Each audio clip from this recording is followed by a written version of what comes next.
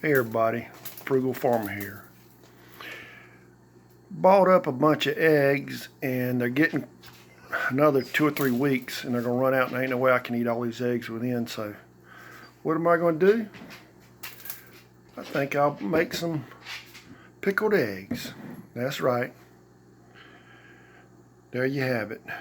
I'll have my mixture, how I do mine, down in the description and a pinned comment. But this is I don't boil my vinegar. I do take and rinse my jars out, then I put them in the oven and cook them to kill any bacteria. And I put a tablespoon of salt, a tablespoon of sugar, a tablespoon of red pepper flakes, a half a teaspoon of dill, a half a teaspoon of onion powder, and a half a teaspoon of garlic.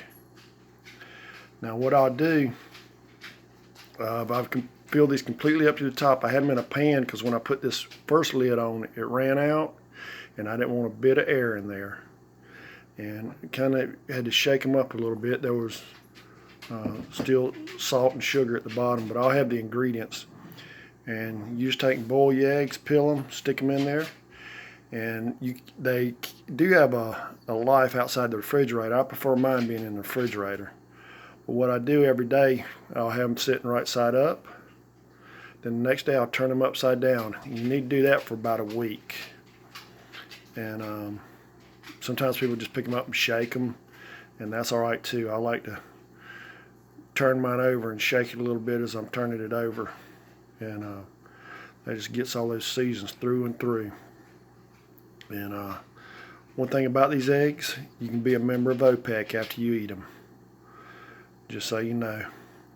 My cousin, he liked those eggs, those pickled eggs with the beets in them. And I didn't like that coloration on an egg, so I never would eat them.